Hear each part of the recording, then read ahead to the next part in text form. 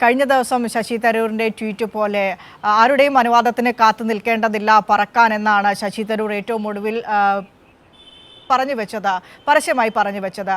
ഇന്ന് തിരികെ ദില്ലിയിലേക്ക് എത്തുമ്പോൾ റഷ്യൻ വിദേശ പര്യടനമൊക്കെ കഴിഞ്ഞ ദില്ലിയിലേക്ക് എത്തുമ്പോൾ ശശി തരൂരിൻ്റെ നിലപാട് അതെന്താകുമെന്ന് ഉറ്റുനോക്കുന്നുണ്ട് നമ്മളെല്ലാവരും. ഇവിടെ സംസ്ഥാനത്ത് KPCCയുടെ രാഷ്ട്രീയകാര്യ സമിതി യോഗം ചേരാനിരിക്കുകയാണ്.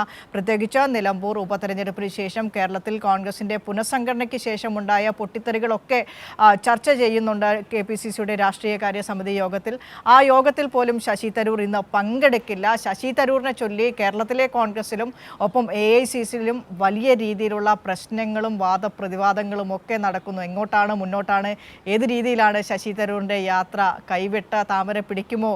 അതിന് തയ്യാറാക്കാൻ കോൺഗ്രസ് നേതാക്കൾ തന്നെ അദ്ദേഹത്തെ ഉന്തിത്തള്ളി വിടുന്നുണ്ട് എന്ന തരത്തിലുള്ള വിമർശനങ്ങളൊക്കെ ഉയരുമ്പോൾ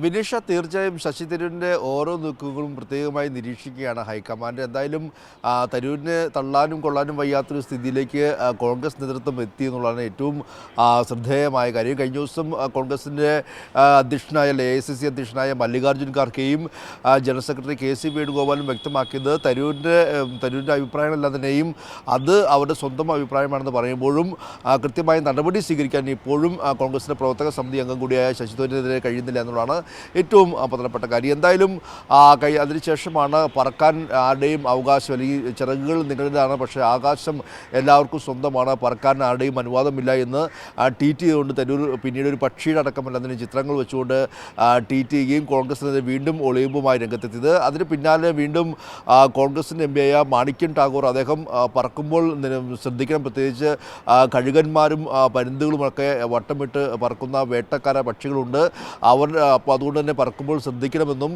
പ്രത്യേകിച്ച് ഈ ദേശീയതയുടെ പൊന്തുപോലെ കണിയുന്ന വേട്ടക്കാരായ പക്ഷികളാണെങ്കിൽ അത് ഏറെ കരുതലോടെ വേണമെന്നുള്ളൊരു പരിഹാസം പിന്നീട് മാണിക്യം ടാഗോർ MP, കോൺഗ്രസിൻ്റെ MP ഇതിന് മറുപടിയായി കഴിഞ്ഞ ദിവസം നടക്കുന്ന സ്ഥിതിയൊക്കെ കണ്ടു. എന്തായാലും തരൂർ ഇപ്പോൾ ദില്ലിയിൽ എത്തിയിട്ടുണ്ട്. ഇന്നിപ്പോൾ തരൂർ അധ്യക്ഷനായ വിദേശകാര്യ സ്റ്റാൻഡിംഗ് കമ്മിറ്റി യോഗമൊക്കെ ദില്ലിയിൽ നടക്കാൻ പോവുകയാണ്.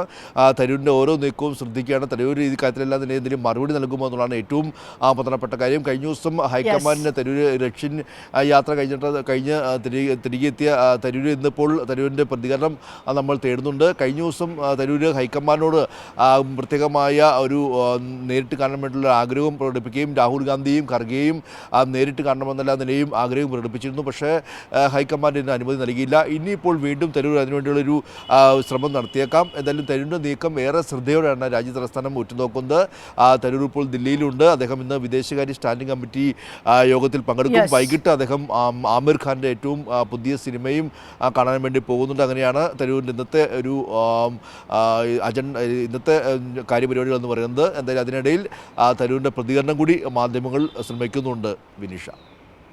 സിബി ജോസഫാണ് ശശി തരൂരുമായി ബന്ധപ്പെട്ട AICCയുമായി ബന്ധപ്പെട്ട വിശദാംശങ്ങളൊക്കെ തന്നെ പങ്കുവച്ചത്.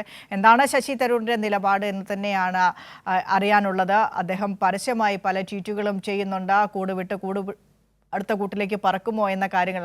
ആകാശത്തിൻ്റെ അതിർത്തി വലുതാണ്, നിങ്ങൾക്ക് ചിറകുകളുണ്ടെങ്കിൽ ആരെയും പറക്കാൻ അനുവാദം ചോദിച്ച് കാത്തു നിൽക്കേണ്ട കാര്യമില്ല എന്നാണ് കഴിഞ്ഞ ദിവസം അദ്ദേഹത്തിൻ്റെ ട്വീറ്റ്.